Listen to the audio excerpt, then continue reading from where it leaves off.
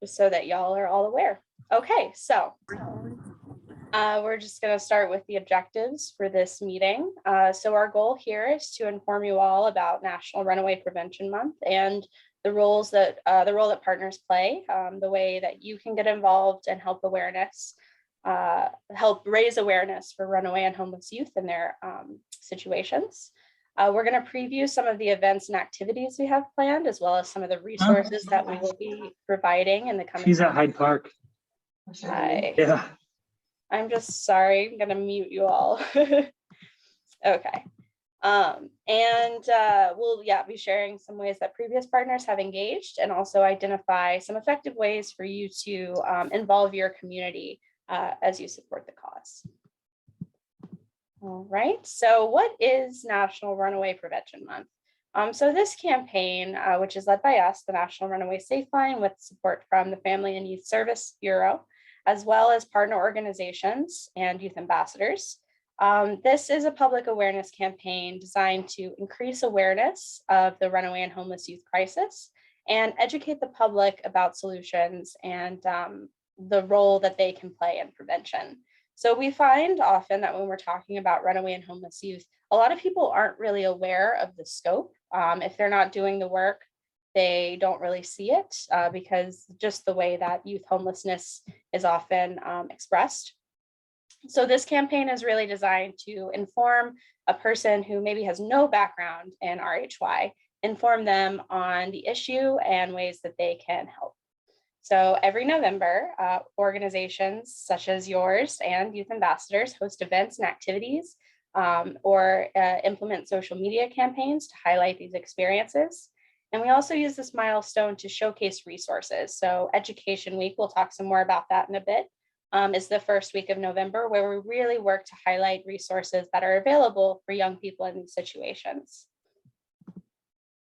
And we hope that if you haven't registered already as a partner, that you register after this. But Jeff will provide a little bit of an overview about what the partnership entails. Yeah, we're very excited. So last year, if I'm remembering right, I believe we had about 120 partners from, I want to say it was 36-ish states across the country. Our goal this year is to get that well over 200 and to represent all 50 states around the country. We think it's a realistic goal, and we're excited at working hard to achieve that goal. We're proud that just since opening things up to partners, we have, Catherine and I remember, we're over 50 partners. We're at 52 partners, yeah. Yeah, already in the early going here. So we're well on our way to our goals, and we're going to work hard to achieve that. Again, along with partnership for kind of organizations, which usually is, runaway and homeless youth partners, social services organizations, sometimes individuals, and sometimes corporations that want to get their folks engaged in whether it's volunteering opportunities or if our mission with NRPM really aligns with what they do and what both in terms of fundraising and giving money to other organizations or just in sort of the work that they do. It's wonderful to have lots of partners, and we'll talk further about youth partners as well coming up. Once you have signed on as a partner, so this is kind of while we have a bunch of different partner calls, this is the broadest partner call, kind of telling you about NRPM. So this is the lone partner call where we kind of are inviting folks maybe who are considering becoming partners but have not yet signed on. The others will be more specific and tailored for people who have already kind of signed on to join the team, shall we say. So when you become a partner, and these things won't be sent out just yet, we'll be doing it. A lot of these things will be happening a little bit closer to the campaign, since we have between now and November to finalize a lot of these items. But partners are going to get a welcome packet from us. These are going to be goodies, really great stuff for you both that's useful and fun to have. Those are in process at the moment for us that Catherine's building out. You're going to get an invitation to our national events and activities that'll come digitally. And those, of course, will be available on the NRPM website which you'll see at the bottom of the page there. And that website will be kept active and updated certainly throughout the campaign. But we already have kind of a one-pager of the national events that we hope you'll take part of or consider being part of some of those things or making them work for you. Really important is our toolkits. We're going to even do an entire partner call on our toolkits. Those toolkits are being finalized right now. We are in really good shape with these. If you were a partner in the past, you probably remember there was both a partner toolkit and a youth toolkit last year. We have similar this year in terms of having separate toolkits depending on the audience, but with a lot of similar information, but also more developed information based on feedback we got last year and based on different activities. And of course, based on the fact that we had to kind of pivot last year and go all virtual, given our world, and really we expect with where things are at the moment, we're working under the assumption that probably a lot of things will stay virtual again this year, though of course we can hope that more and more things can happen in person. Again, we're going to have these partner calls. So once you sign on, you'll be giving all the information, sent the links, just like this call. We'll have these sort of, we'll do short presentations like this where we give information, but where it's also intended to be conversational.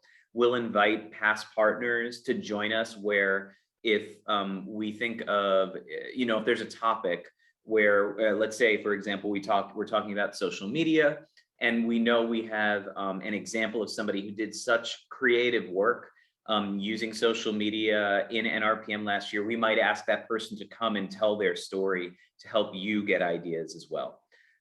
So those are things that'll all be coming. As it says, new this year, we are developing kind of an awards program. We haven't scheduled the date for the actual Zoom awards ceremony, but we intend to recognize our most creative and most active partners who are engaging their community. We'll have more information forthcoming on that, both in terms of the date of that and what kind of awards we're going to have. Those are already kind of sorted out on our end.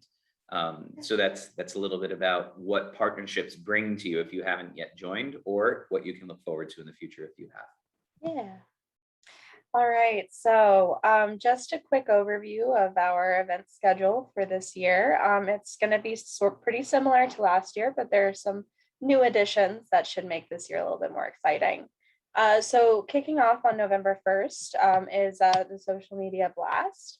We are providing assets on Facebook and Instagram that you can post on with social media.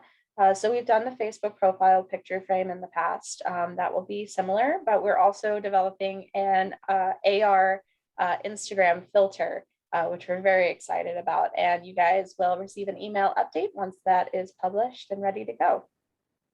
The first week of November is also Education Week, as I mentioned briefly a little bit earlier.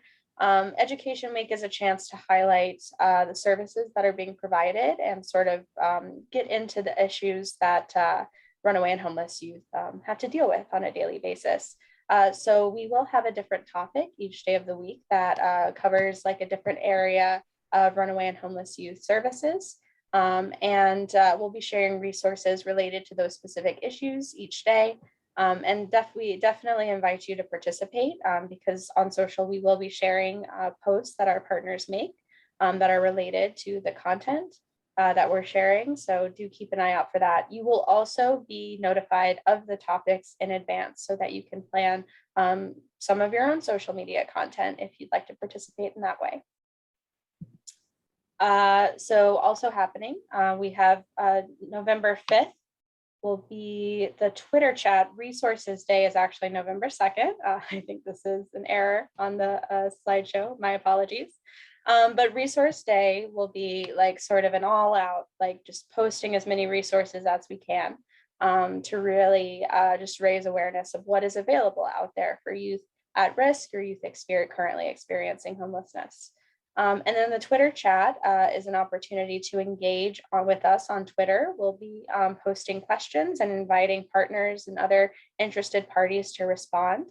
Partners will receive the Twitter chat questions in advance so that you'll have the time to formulate your own responses before the day arrives.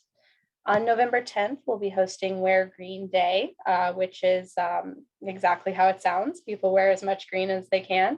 We're hoping with things opening up a little bit that we'll get some in-person photos this year, but if not, last year, many of our partners shared like Zoom calls where they all dressed up in green, or like a collage of selfies with everybody in green. There are lots of ways to participate.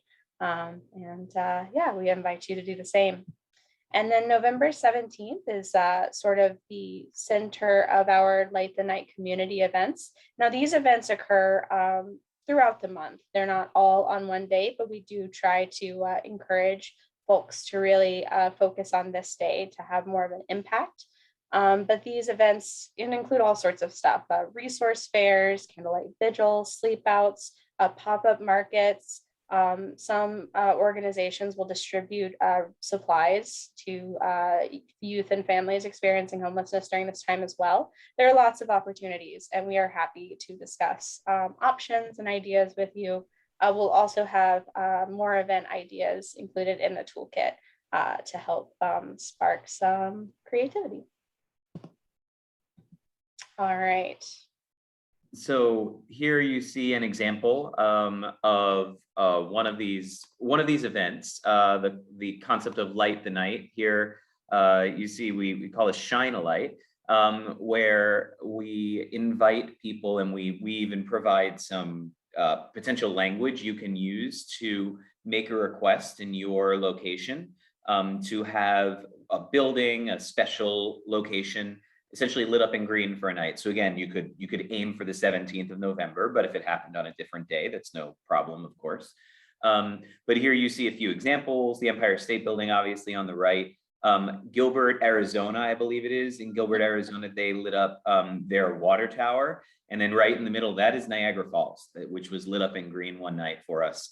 And you see this pretty amazing dramatic picture there, actually. So, we want to spark a conversation, right? So seeing a building lit up in green is not the most normal thing potentially for a lot of buildings. So you hope it just leads to people saying, I wonder what's going on, if it's not immediately obvious. And then whether there's a website that, for the building that lists why they'd be lit up that way, or you tell the story through your social media. It's a great opportunity. And more buildings have the opportunity to do these kinds of things and to change their colors. So we see it around the country, and we would love to see it in your community too, big or small. Yes, and one new resource that we will be providing later on, hopefully, is a sample email request that you can just copy, put your details in, and then send off to these whoever owns the building or anything like that. So as we mentioned earlier, again, if you participated last year, hopefully the concept of the partner toolkit is not new to you. But the idea is that we provide a digital toolkit that really has a lot of information synthesized down to a single document, and gives different ideas about different ways to engage, understanding that different opportunities work better in different contexts. So the idea of the toolkit is to have kind of everything in one place at your disposal to give you different ideas from which you can figure out what might work best for you, which we are happy to engage on in those conversations individually, but hopefully the toolkit goes a long way in helping you do so. So again, as it says here, tips on communication and how you can spread the word really effectively, ideas for different events and activities. Obviously, we'll have the national events in there, but also other activities that you might do at a local level. Tips for hosting events, again, keeping in mind that a lot probably will be virtual this year. Giving you different guides on how to message, right? Things that we think about all the time at our organization, how to spread the word about what we're doing through social media, especially. Of course, it's such a great tool and so important. And also, as we're limited again in this virtual world, becomes such an important way to spread the word. We provide data for you. We're not going to give you every piece of data that we have. We realize that part of the goal is that we want to engage people. So we're going to provide statistics that we think are the kind of statistics that if you were to share it, you could share it quickly And it would be really impactful very quickly to share that kind of information. So we want to give you talking points that will get people's attention quickly, along with resources and different templates. So proclamations for your local government to make November National Runaway Prevention Month in your community or your state. We will offer a template that you can just make work, adjust slightly to make work for your state, for example, or your community. So we want to provide as much as we can through this toolkit, not to make it overwhelming, but to have the resources at your fingertips and make it as, certainly there will be some work for everybody, of course, involved in doing that. And we're all here because we want to put in that work to some degree, but we do want to make it as easy and user-friendly so that you can do and engage as much as possible in this campaign with us to spread the word.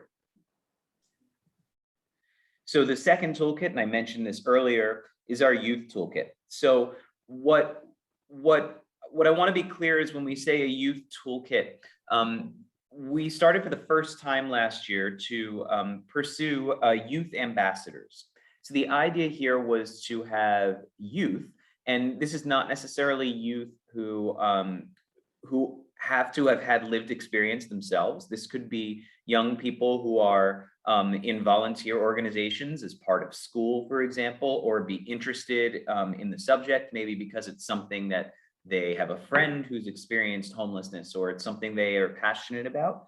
The idea here is for youth to become engaged in spreading the word. And so we're calling this our youth ambassadors. And as I said, we had about 10 youth ambassadors last year. We are looking to really grow this program. We have a wonderful new youth prevention and youth engagement coordinator at our organization. Her name is Maria Taylor. I'm mentioning the name out loud because if you're looking on our website and you want to engage, she would be the right person to reach out to, though of course we could always connect you if you reached out to us. But she is going to be pounding the pavement in some ways to try to get more and more youth engaged in spreading the word about how we can prevent youth homelessness and shining a light on the issue more broadly. And we really want this to become something bigger. As I always say to my team, I think this is the right group to engage on this, because whether everybody who is a young person has had the experience of youth homelessness themselves, there's 2 points I always make. I say, one, it's particularly impactful, I think, when somebody you look like, right, in terms of being in the same age group, of course, is what I mean, who you can relate to, sees your engagement in an issue that faces them. I think that's particularly impactful. The other thing is just a statistic that we've learned from Chapin Hall at the University of Chicago. In a study they did, it showed that about 130 youth faces, young people, I should say, faces homelessness annually. So as I like to say, average classroom size, call a classroom about 30 people. On average, probably one of the people in that room, whether you realize it or not, is homeless, or I say is homeless, has faced, has had a homeless incident, has faced a crisis of this at some point in the last year. So if that's the case, this is something that's more prevalent probably, and also that impacts youth more than they might realize. So we want to give them, as it says as an overview here, we want to give them an understanding of the issue. We want to share it with them. If you look at the youth toolkit, you'll see that the wording is very different from the partner toolkit, right? We want to engage people in a different way. We want this to speak to young people. We want to tell them how they can engage, and certainly it'll have some of the same information, right? It'll have a list of the events and the activities that we're doing, and resources as well. So this toolkit will be available, and whether you are a youth ambassador yourself or not, you will have access to this toolkit for you to share in your community as well. Yes, and please do. We really, our partner program is a little bit more established, and we would love to have y'all's support as we work to grow our youth ambassador program in the same way. Okay, so we just wanted to provide some food for thought ideas as you start thinking about how you and your organization will begin planning programming for NRPM this year. Some ideas are just a panel discussion, either within your organization or within your community. We do provide a community PowerPoint every year that is just an overview of the campaign and the topic that you can use or adapt to your organization. You can host a fundraiser either for your organization or for another local RHY serving organization in the area. For example, 5Ks have been a really great way to fundraise while socially distancing, because you can host it virtually. Include something about NRPM on your website or in your monthly newsletter. Oops, sorry. Or if you have a blog, to write a blog on it. If you need any specific stats, we are happy to provide them, or you can use information from the toolkit once it's released. Some other ideas are to pitch stories to your local media. We will be providing a sample media pitch that you can adjust for your organization and then submit to newspapers in your area. And then use social media. NRPM is such a social media opportunity. It's interesting for people. It's a new information for a lot of people. And then you're also welcome to cross-brand with us. We will be providing social media graphics this year that you can just drop your organization's logo into, so that takes some of the work out of it as well. And then here we have a few more ideas. Jeff, if you want to read down the list. Sure. We already kind of hit on this. I think I mentioned in a previous slide that you could pursue a proclamation through your local government, through local government officials. This is unique in terms of the exact process, state by state and local entity by local entity. Unfortunately, I wish we could give you like a very clear answer of exactly how to do this. But as you might imagine, local governments all work a little bit differently. But what we will do is, again, provide a sample proclamation that you could use and adapt to make work given the limits or the expectations within your community. We've talked a bunch about local landmarks being lit in green. We have those images to provide. You know, if you're reaching out to a local landmark organization and you want to have images from past years, we could absolutely send you some of those pictures so they could see how effective it is and provide you more. Of course, we didn't include all in this little presentation. Again, I talked about youth ambassadors, but engage youth in your community. Empower them to plan unique activities. Again, showing support for their own peers. You'd be amazed at how differently young people talk about subjects and how creatively they bring different ideas to the table in ways that once you hear from them, they sound so simple and so obvious, and yet we didn't think about it. I'm thinking of an example where Catherine and I, we worked with kind of an internship, a brief internship opportunity with some middle and they were high school students. Yeah. And it was 3 people with very diverse backgrounds, though all from the same school.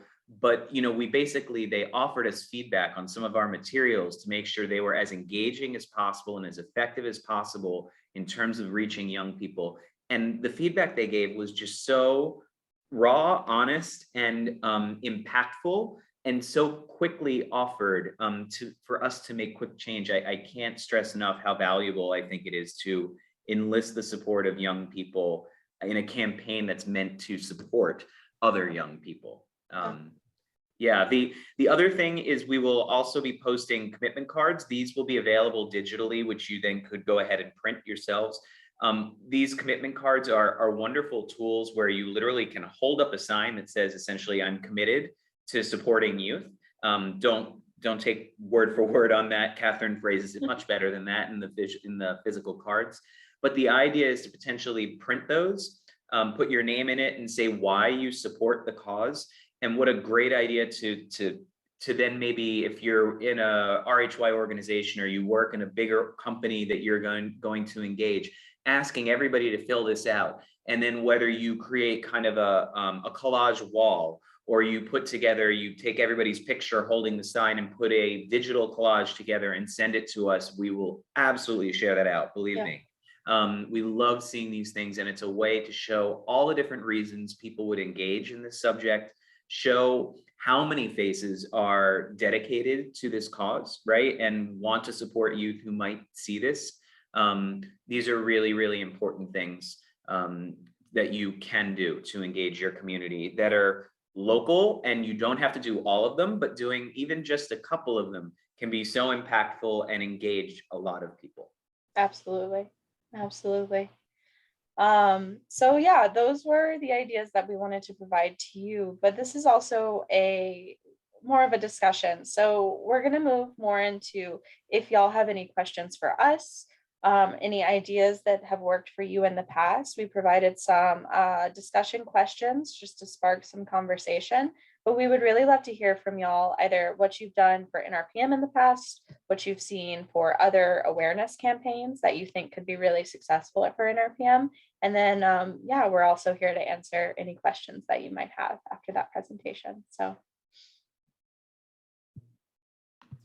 if you feel you did something really unique, for example, in the past that you think other people could implement relatively easily, or you have recommendations, we want to hear that, right? We want to be able to share these out, and to do it here in conversation is a great way to do it, to give different people ideas. and feel free to drop it in the chat box if you don't feel comfortable getting on camera or voice, but we would love to see your faces and hear your voices.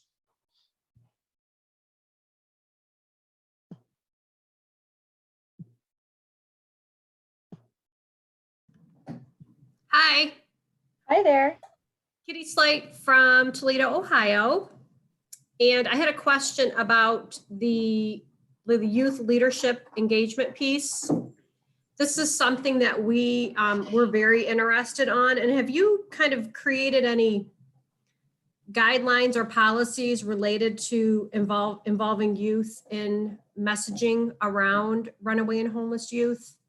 Kind of like how they need to be good stewards of those social media messages and whatnot. I hope that makes sense. I think so. So you're asking if, if we have any organizational policies in place for engaging with young people?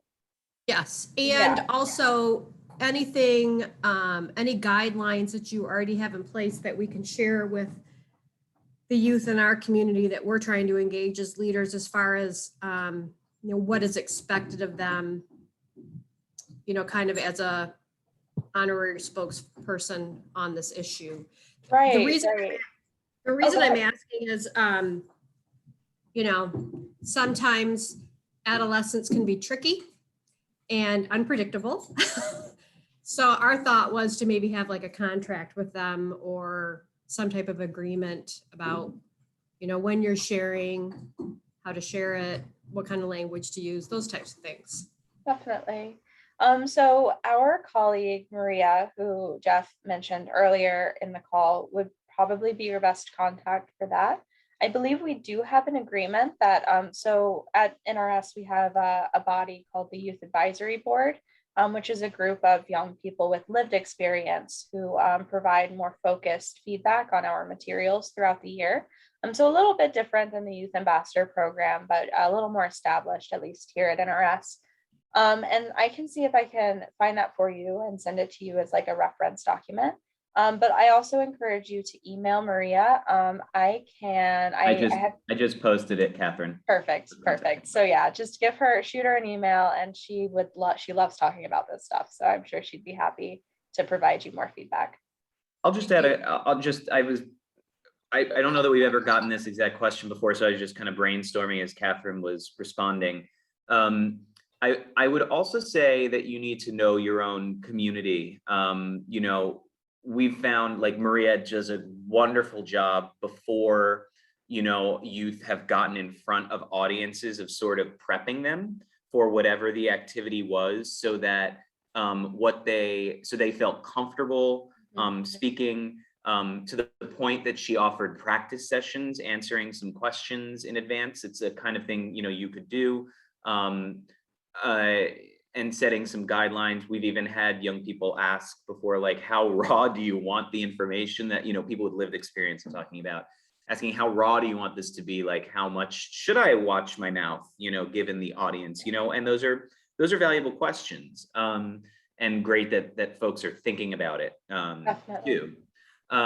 What I would say though, Katie, also just to add to it is when we get the Youth Ambassador Toolkit, what I would say also is if you're concerned about scope of things and making it work for you, perhaps consider the toolkit also. If you look through it, figure out what from the toolkit, both the partner toolkit and the youth toolkit, you think might be most realistic for you to implement. And rather than maybe putting it all on the table as opportunities and options, maybe pick some, an activity or 2 or 4, whatever works for you.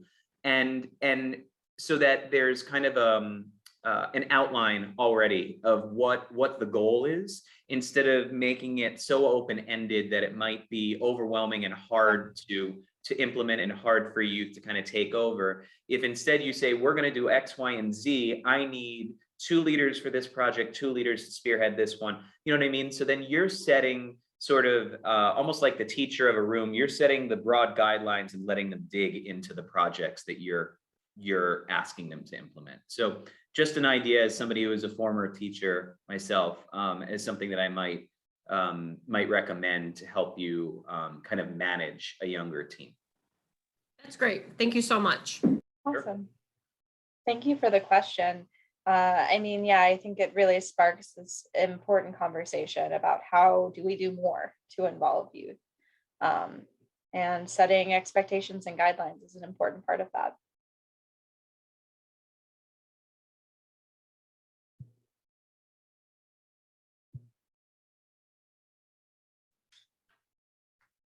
Hi. Hi there. My name is Christina. I'm from Rapid City, South Dakota. And this is my first, I'm actually really new to South Dakota. So this is my first time coordinating these activities, but we're planning, determining on what happens with COVID, but we are hoping to be hosting a American Street Kid documentary community viewing. We do have a youth advisory board as part of our regional homeless coalition.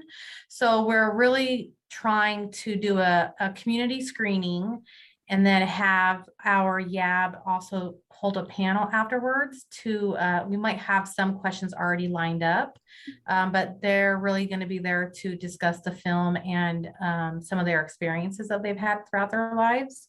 And then we're also thinking of maybe piggybacking off that event and either doing a glow walk before or maybe a resource fair as part of that community event. We're just playing around with how long that event's going to be. Sometimes you can't really hold people's attentions for that long. And then again, how many people we can have in a room at that time. So those are some ideas that we're playing around with other than the social media aspect. Yeah, that's awesome. American Street Kid is an incredible film and like a really great conversation starter. So that sounds really great. Yeah, Christina, I recognize, I remember, we've spoken maybe, yes, on Yes. the subject? Yes. You're actually going to be, I believe you and Maria are going to be doing our speaker series for That's our right, homeless in coalition. November. Yes, Yep. in November. Yeah, Yes. so I'm looking forward to that. So for those who don't know, we've actually collaborated a little bit with the producers of American Street Kid. Did a showing as part of kind of a fundraiser actually at one point in the winter. And then a producer and a young person who was in the film actually was featured, participated in a conversation, which was really wonderful. So if you're interested in something like that, I provided the link. You can watch the film at a number of places. And if it's something you're interested in doing, I certainly, if you're interested in a viewing and a conversation potentially with a producer, these are opportunities they relish as well. So we definitely can help connect you to those folks. It's a raw and wonderful film that's really impactful and certainly is highly related to the ideas and the goals of NRPM.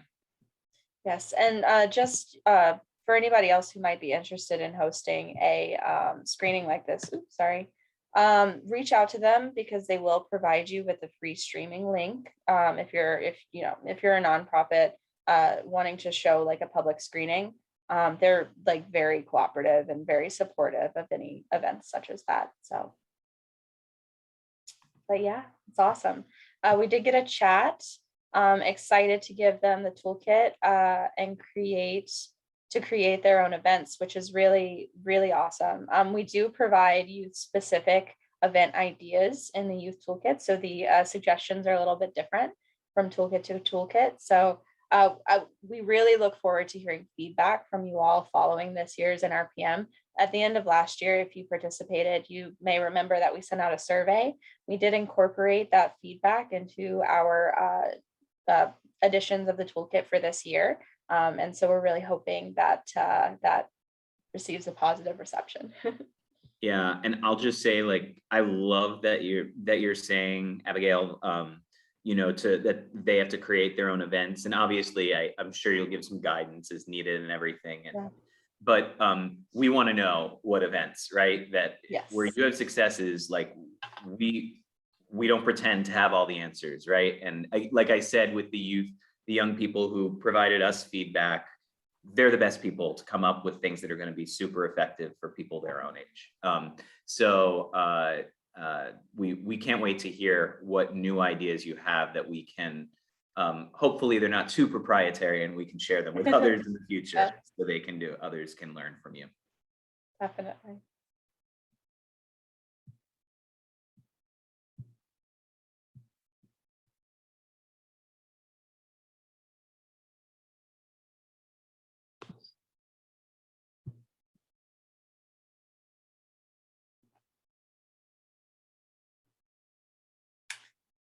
All right. Yeah. I mean, we will stay on this call if you guys have any additional questions or suggestions. This is like the time that we had planned, so don't feel like you have to stay on. But we really appreciate having having so many people hop on. I think our first partner call last year we had 15 people, so this is really exciting. And if you haven't already registered as a partner, please do. We really want to build out a robust partner community and provide as much support as we can. And you'll be able to receive that support if you're on our partner mailing list. So if you have any trouble registering, please just let us know. I'm just going to switch to our contact information slide. Fortunately, Jeff's contact information isn't here. Yeah. But feel free to email me with any questions that you have. I like to think I respond pretty quickly. So. And I was just saying, sorry, I was muted. I didn't realize. So our colleague Beth was supposed to do this today and became unavailable, which is no problem. But I'm going to also include my contact info in the chat here. Yes. So if you want to reach out to me, you can certainly reach out to either of us. Catherine and I spend a lot of time communicating back and forth. Yes. So write to both of us, write to either of us, and things will get to the right person. There's no question. Definitely. Thank you all so much. Just one final thing. The next partner call will be in September. I believe September 19th. Let me check the date on that. Y'all will receive an email inviting you to join us for that next partner call. And I'm trying to, the topic is Tuesday, September 14th. Thank you. Will be the next partner call. Yeah, I should have it handy, but I want to make sure I give you all the proper subjects of them.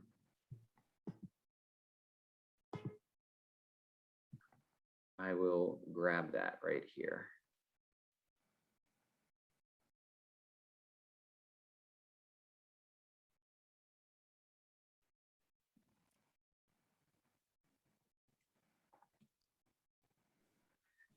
I believe the next one is about the toolkit. Yeah. Is giving you information about the toolkit. And that will be, as Catherine said, Tuesday, September 14th, we'll send a link and you'll automatically all get that as long as you are signed up as a partner. Be a partner. Yep. And then just so you're aware, we do more partner calls in October as everything's getting closer, since you're probably thinking more strategically at that point and wanting to maybe get into the weeds a little bit more. So just so you're aware, the topics that we're going to cover 3 weeks in a row in October, and again, you're you're welcome to attend all these, one of these, whatever works for you or whatever feels most applicable. Yeah. We're going to talk about social media. We're calling it spreading the message of NRPM through social media. Catherine is our resident social media expert, and she's really done an amazing job with our organization through social media. So her ideas are really valuable, I think. We're going to do another one called Breaking News, Securing Media Placements in Your Community.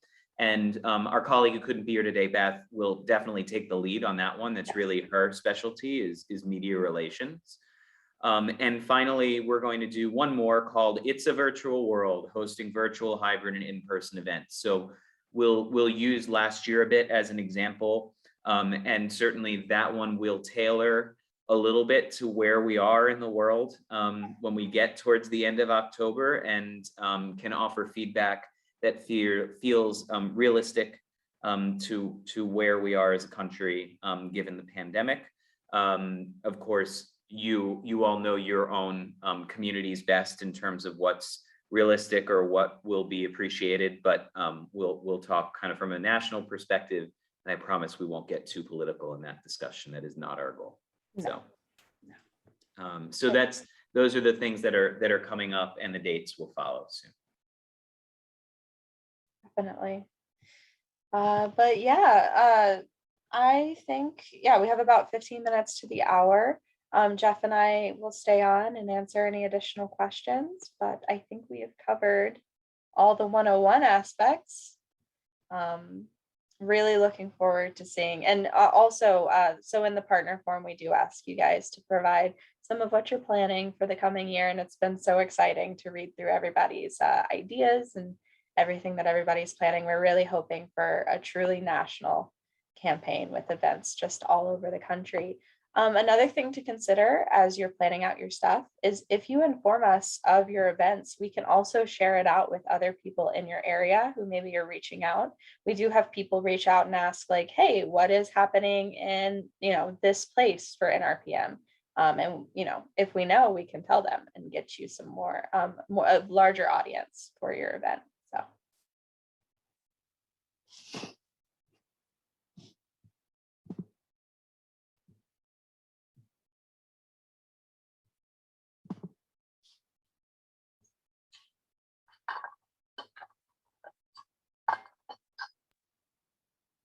Hi, it's Kitty Slight in Toledo, Ohio again.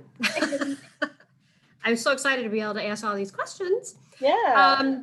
So I'm new to the shelter at within our agency within Zeph Center. However, very much thrilled to be a part of this campaign and raising awareness around this issue. We're the only shelter within a 150-mile radius in our area, so it's really important to get the messaging out. One of the things that I would like to do, and I'm looking to you two for some advice or maybe some suggestions. We have, as part of our federal grant, of course, we are required to have an advisory committee as part of the shelter. And I'd like to bring to this advisory committee a little bit more excitement rather than every quarter kind of just going through the data, the statistics, and all of that. So have either of you participated in any advisory board meetings? And if so, what have you been able to offer from a national perspective to kind of these local boards? That's a really good question. I'm thinking about it for a second.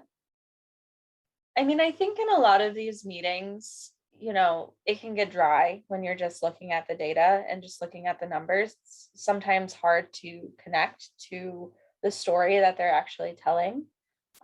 So if you're not already including it like a mission moment at the beginning, that can be really helpful. We do that with we have a fundraising board, our young professionals board, and they're really focused on raising funds, but also on raising awareness. But they aren't as close to the work as other areas of the organization. So having those mission moments where we talk about like a story, fully, confidential. We don't give details of like personal identity, but like just what happened, like how we were able to help. I think that really helps connect people to the story beyond just the numbers. But I think, Jeff, you probably served on more advisory boards than I have. Yeah, I guess I'm thinking about things that are, I'm even thinking more than advisory boards, but like board of directors meetings and things. And one thing that we've found that our board of directors wants to talk about is not their fiduciary responsibilities, essentially. They want, for lack of a better word, like mission moments, right? They really dig in when our organization, when different leaders around our organization from our leadership team show up and tell them what we're doing. Yeah. Tell them our challenges, tell them things that you mentioned, responsibility to the federal government, all the different things that we're responsible for that they don't really see that we have to do behind the scenes.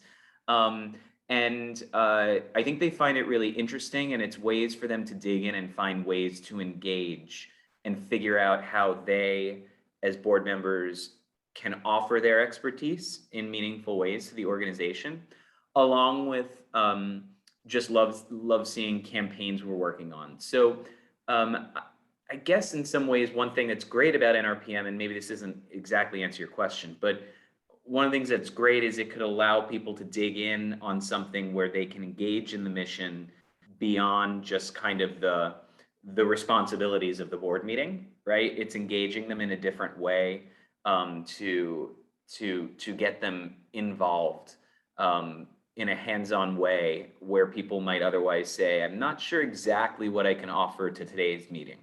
Or so, I mean, I do think that's one of the real positives about NRPM. And again, you could pick one or two activities that you decide in advance, or maybe just with the chair of that committee, which activity do you think we should do?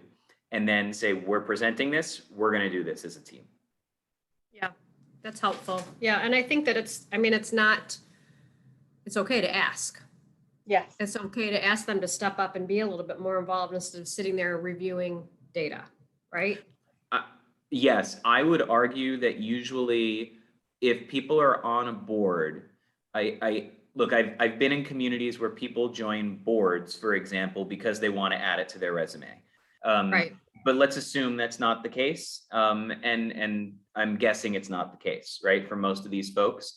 Right. I often find that what ends up happening then on committees, advisory boards, you then have folks who are trying to figure out how to engage without getting in the weeds too much, or just trying to figure out what their role is. And giving people activities, I always think is a great way to get them more engaged and to just really energize them as being part of the organization. I don't know if anyone else on the call would maybe throw their emails in the chat if they've, if they have like advisory board marching orders, things, deliverables that they've asked their advisory boards to help work on, and what has been successful and has not been successful. And I don't need that answer right now, but just something to think about. I mentioned Maria. We mentioned Maria Taylor earlier on our team, our youth engagement coordinator. I invite you to email her to offer some feedback on these kinds of ideas as well. Whether we brainstorm that together on your behalf a little bit, or she might just have a plethora of ideas. She's one of those people who seems to always have a lot of ideas. So Maria is a great person to reach out to and is always extremely responsive. Definitely. And part of these partner calls is that we do really want to build a partner community where we're all supporting each other. And while NRS is hosting an RPM, we don't want it to be like an NRS campaign. It is a community campaign for everyone in the RHY space. So definitely feel free to use these as networking opportunities to connect with other organizations that are doing the same work that you are, because we're stronger together as a community, not, trying to figure out this stuff on our own. Perfect. But thank you for those questions, Kitty. Really good really good discussion.